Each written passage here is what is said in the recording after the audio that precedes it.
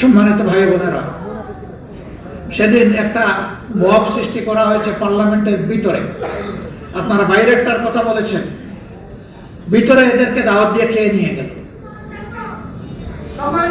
কোনদিন সেদিন ছিল চাকরিতে, সরকারি চাকরিতে প্রবেশের সর্বশেষ বয়সসীমা কি হবে, এইটা কনসেনসাস পরিষদে ঐকমত্য কমিশনে একমত হয়েছে আমরা সবাই যে এটা 32-এর পরিবর্তে 32 বছর। সেখানে তারা কিছু লোককে জুলাই যোদ্ধা হিসেবে নিয়ে বসালো দর্শক গ্যালারিতে, ভিআইপি গ্যালারিতে। We are pleased. জুলাই যোদ্ধারা আসে, এটা তো আমাদের জন্য খুশির ব্যাপার। তারা এই পার্লামেন্ট দেখবে, জাতি এবং জনগণের জন্য এখানে কি করা হচ্ছে তারা দেখে যাবে। কিন্তু হঠাৎ করে দেখে এই এজেন্ডা যখন আসে, তখন সরকারি দল থেকে তাদেরকে ইশারা দেওয়া হয়, অথচ পার্লামেন্টে দর্শক গ্যালারির দিকে চাওয়াও নিয়ম নেই। দর্শক এসেছে দর্শন করার জন্য, অবজার্ভ করার জন্য, এটা তাদের দায়িত্ব। তখনই আমরা বুঝলাম যে এটা পাঠানো। এর আগে 2-1টা বিল পাস হয়েছে যেগুলোর কোনো কাগজপত্র আমাদেরকে দেওয়া হয়, আমরা হাত তুলি। এরপরে এই বিলটা যখন এসেছে তাও আমরা বুঝিনি এটা কি করতেছে। ওখানে কিছু নাই তো লেখা, 32, 33, 31, 30 কিছুই লেখা না। একটা মেমো আছে, অত দ্বারা অত দ্বারা অত দ্বারা, অথচ আমাদের সামনে কোনো কাগজ নাই, আমরা হাত তুলিনি। সরকারি দল থেকে আমাদেরকে কুছা দিয়ে বলা হলো, হ্যাঁ জুলাই যোদ্ধারাও এখানে আসেন, আপনারা এটাতেও হাত তুললেন না। আমরা বললাম কিসে হাত তুলব, যে জিনিসে হাত তুলবো এটাই তো আমাদের সামনে নেই, কোনো কাগজপত্র নাই। আমাদেরকে অন্ধকারে রেখে এইভাবে তারা ব্ল্যাকমেইলিং করতে চেয়েছে। আমরা তাদের ব্ল্যাকমেইলিং এর পাতা ফাঁদে পা দেই নাই। সম্মানিত ভাইয়েরা, যেগুলাতে একমত হয়েছে, জাতির সামনে হয়েছে, আমরা সেখানে তো কোনো বাধা দেইনি, সমর্থন দিয়েছি। কিন্তু যেগুলা জাতির বিরুদ্ধে অন্তর্বর্তী সরকার এসে যেগুলা সংশোধনের জন্য তারা প্রজ্ঞাপন জারি করলো অধ্যাদেশ দিয়ে, সেই জায়গাগুলোই বিএনপি এখন রেখে দিতে চায়।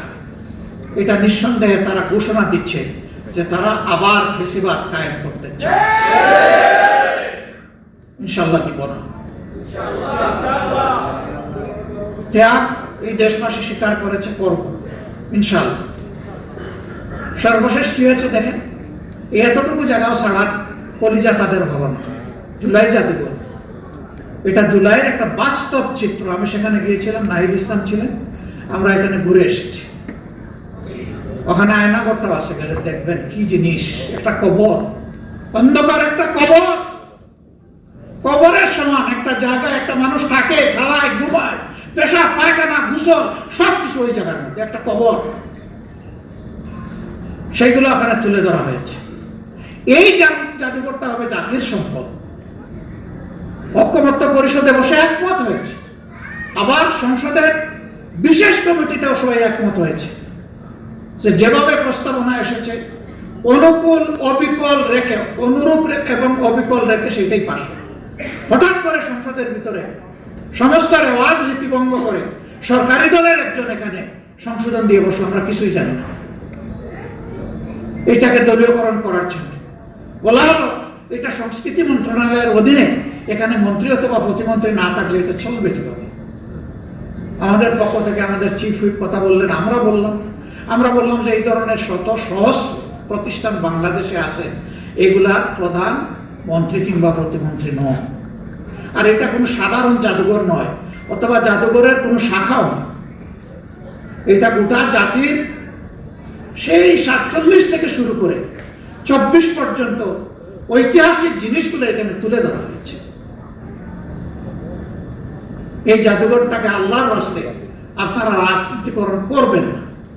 প্রথমে এক যুক্তি দিল, শেষে গিয়ে খোলামেলা বলে ফেললেন যে আমরা তো নির্বাচন করেছি দলীয় সরকার কায়েম করার জন্য।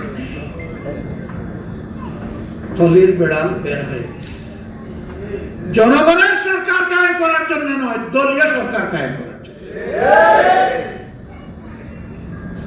ভাই বোনেরা, আমরা সেই দুঃখ, ক্ষোভ, যন্ত্রণা, ব্যথা এবং ঘৃণা নিয়ে সেদিন ওয়াকআউট করেছি। আমরা আপনাদেরকে কথা দিচ্ছি, যতদিন সংসদের ভিতরে লড়াই করতে পারবো ততদিন থাকবো, এর বাইরে 1 মিনিটও থাকবো না। রাজপথ আমাদের মূল ঠিকানা, সংসদ আমার মূল ঠিকানা নয়। সংসদে এই দেশের দুঃখী জনগণ একটা পরিবর্তনের আশায় আমাদেরকে পাঠিয়েছে। সেই পরিবর্তনের সূচনা যদি আমরা না করতে পারি, সেই সংসদ দিয়ে আমাদের কি হবে? অবশ্যই আমরা আল্লাহ চাইলে জনগণের চাহিদার ক্ষুধা পূরণের সাথেই থাকবো, এর বাইরে যাব না ইনশাআল্লাহ। আপনারা আশ্বস্ত করেছেন, আমরা শক্তি পেয়েছি, একসাথে লড়বো ইনশাআল্লাহ। এবং আমরা দৃঢ় আশ্বাসী, পরাজয় হবে চূড়ান্তভাবে ফ্যাসিবাদের, বিজয় হবে জনগণের ইনশাআল্লাহ।